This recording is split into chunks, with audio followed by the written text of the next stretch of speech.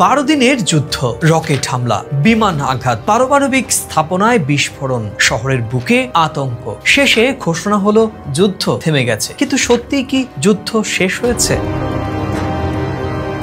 ইতিহাস আমাদের শিখিয়েছে অস্ত্র থামলেও যুদ্ধের ক্ষত থেকে যায় যুগের পর যুগ। ইরান ইসরায়েল সংঘাত তার ব্যতিক্রম নয়। এই যুদ্ধের দাগ থাকবে অর্থনীতি, রাজনীতি আর মানুষের মনে বহু দশক। প্রশ্ন উঠেছে, আসলে কার লাভ হলো এই যুদ্ধে, কিংবা কারই ক্ষতি হলো? আর যুদ্ধ কি সত্যি সমস্যার সমাধান এনেছে, নাকি নতুন সমস্যার বীজ বপন করেছে? প্রিয় দর্শক, আপনারা দেখছেন প্রথম কলকাতা, আর আপনাদের সঙ্গে আমি সুব্রত আচার্য। আজকে আমরা বিশ্লেষণ করে দেখব ইরান আর ইসরায়েলের যুদ্ধ 12 দিনে শেষ হলেও এই যুদ্ধের রেশ কত বছর থাকবে, কিংবা যুদ্ধ আদৌ কি সমস্যার সমাধান করে, নাকি যুদ্ধ এক প্রশ্ন চিহ্ন তৈরি করে যায় যা যুগের পর যুগ নাকি শতকের পর শতক ধরে সেই প্রশ্নের উত্তরই খুঁজে বেড়ায়। চলুন তাহলে আজকের বিশ্লেষণ শুরু করা যাক। প্রথমেই আসবো ইরান আর ইসরায়েলের এই যুদ্ধে কারা কি পেল, কারা কি হারালো। ইসরায়েল বলছে তারা ইরানের পারমাণবিক কর্মসূচিতে বড় আঘাত করেছে। উল্টো দিকে ইরান বলছে তাদের পাল্টা আঘাতে ইসরায়েলের শহর এখনো ধুঁকছে।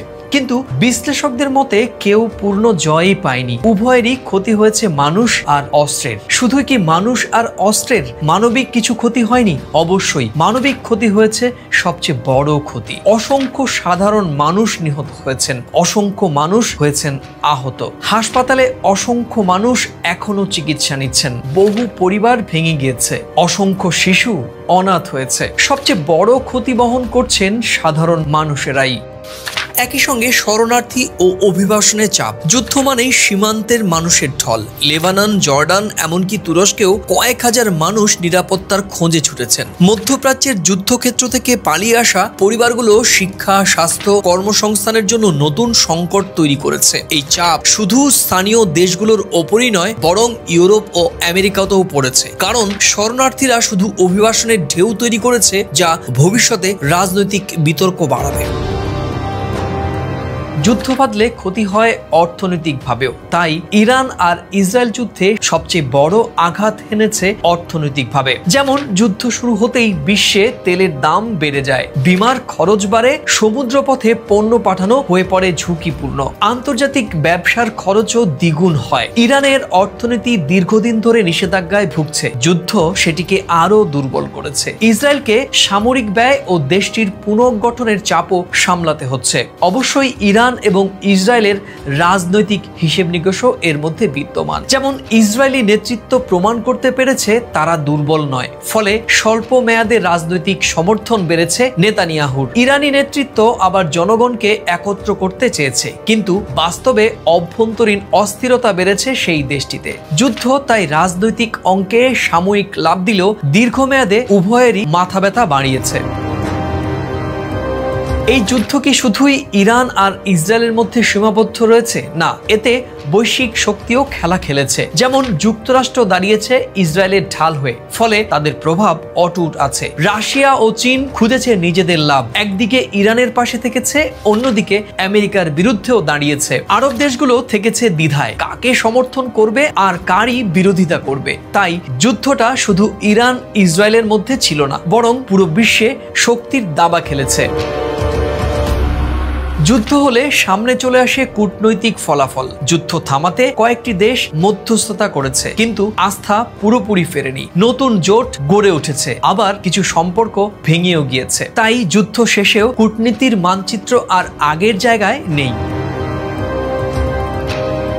আর এই যুদ্ধ থেকে বিশ্ব কি শিক্ষা নেবে? দ্বিতীয় বিশ্বযুদ্ধ হোক আর আরব ইসরায়েল যুদ্ধ হোক বা ইরান ইরাক যুদ্ধ, সব যুদ্ধই শেষ হয়েছে, কিন্তু ক্ষত আজও রয়ে গেছে। আজকের ইউক্রেন রাশিয়া যুদ্ধের ফলাফল এখনো অজানা, তবু নিশ্চিত এর দাগ ইউরোপ ও বিশ্ব রাজনীতিতে শত শত বছর থাকবে। তাই ইরান ইসরায়েল যুদ্ধ কেবল কয়েকদিনের সংঘাতে নয়, বরং এটিও ইতিহাসে দীর্ঘ ছায়া ফেলবে। আসবো এই যুদ্ধে সামাজিক স্মৃতি ও মানসিক আঘাত। যুদ্ধ শুধু ভবন ভাঙে না, মানুষের ভেতর বিশ্বাসও ভেঙে দেয়। প্রজন্মের পর প্রজন্ম ঘৃণা, ভয় আর অনিশ্চয়তা বয়ে নিয়ে চলে। স্কুলের পাঠ্যপুস্তক, গণমাধ্যম, লোককথা সবখানে যুদ্ধের দাগ থেকে যায়। তাই প্রশ্ন আসে, যুদ্ধ কি সমাধান আনে? না, যুদ্ধ কখনো সমস্যার স্থায়ী সমাধান আনে না। কখনো সমস্যাকে মাটি চাপা দেয়, কখনো সাময়িক থামায়, কিন্তু চাপা দেয়া সমস্যা একদিন আবার বিস্ফোরিত হয়। কখনো নতুন করে যুদ্ধ বাঁধে, কখনো আবার অর্থনৈতিক সংকট হয়ে আসে, কখনো মানবিক বিপর্যয়। তাহলে এই দাগ কি করে মেটানো যায়, অর্থাৎ দাগ কমানোর পথই বাকি? স্থায়ী সমাধান আসে আসলে কূটনৈতিক ও আলোচনার মাধ্যমে। অর্থনৈতিক পুনর্গঠন, শিক্ষা, স্বাস্থ্য, পুনর্বাসন প্রকল্পই পারে ঘৃণা কমাতে। আন্তর্জাতিক সমাজের দায়িত্ব হলো যুদ্ধোত্তর পুনর্গঠন ও সহায়তা করা। আসবো ভারতের মতো আঞ্চলিক শক্তির চ্যালেঞ্জও। যুদ্ধের প্রভাব সরাসরি ভারতকেও ছুঁয়েছে। তেলের দাম বেড়েছে, তাতে ভারতীয় অর্থনীতিতে চাপ পড়েছে। উপসাগরীয় অঞ্চলে থাকা কয়েক কোটি ভারতীয় শ্রমিকের নিরাপত্তা নিয়ে উদ্বেগ দেখা দিয়েছে। ভারত কূটনৈতিকভাবে নিরপেক্ষ থাকলেও এই সংঘাত তার অর্থনীতি ও পররাষ্ট্রনীতিতে নতুন করে চ্যালেঞ্জের মুখে দাঁড় করিয়েছে। এখন আসবো এই যুদ্ধ পরবর্তী ভবিষ্যৎ কেমন হতে পারে। মধ্যপ্রাচ্যের দেশগুলো এখন দ্বিধায়। তারা কি শান্তি আলোচনায় যাবে, নাকি আবারও অস্থিরতার দিকে এগোবে? ইসরায়েল ও ইরান কেউই চূড়ান্ত বিজয় পায়নি, বরং তারা একে অপরকে নতুন যুদ্ধের হুমকি দিয়ে রেখেছে। তাই বিশ্লেষকরা বলছেন, এই 12 দিনের যুদ্ধ হয়তো কেবল প্রথম পর্ব, আসল খেলা এখনো বাকি। শেষ করব শুধু একথা বলেই, যুদ্ধ নয়, সমাধান চাই। 12 দিনের যুদ্ধ শেষ হয়েছে ঠিকই ইরান আর ইসরায়েলের মধ্যে, কিন্তু তার রেশ থাকবে আরো বহু দশক। জয় পরাজয়ের হিসেব যেমনই হোক, নিশ্চিত যে যুদ্ধ ক্ষত রেখেই গিয়েছে, আর সেই ক্ষত মুছতে সময় লাগবে প্রজন্মের পর প্রজন্ম। তাই শিক্ষা এটাই যে অস্ত্র কোনো সমস্যার সমাধান করতে পারে না। প্রকৃত সমাধান আসে কেবল ন্যায়সঙ্গত আলোচনায়, পারস্পরিক বোঝাপড়ায় আর পুনর্গঠনের দীর্ঘ প্রক্রিয়ার মাধ্যমে। প্রিয় দর্শক, এই বিশ্লেষণের কোন অংশের সঙ্গে আপনি সহমত কিংবা কোন অংশের সঙ্গে আপনি ভিন্নমত তা লিখে জানাতে ভুলবেন না।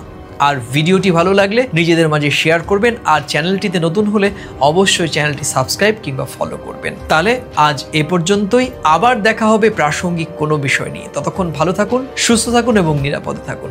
নমস্কার। আপনারা দেখছেন প্রথম কলকাতা, আর আপনাদের সঙ্গে রয়েছি আমি সুব্রত আচার্য। ভারত বাংলাদেশের সম্পর্ক, ভারত মার্কিন যুক্তরাষ্ট্রের সম্পর্ক, রাশিয়া চীনের সঙ্গে ভারতের কি কেমিস্ট্রি, এই সব বিষয়ে খুঁটিনাটি জিওপলিটিক্সের আদ্যান্ত বিশ্লেষণ থাকবে প্রথম কলকাতায়। তাই প্রথম কলকাতার সঙ্গেই থাকুন।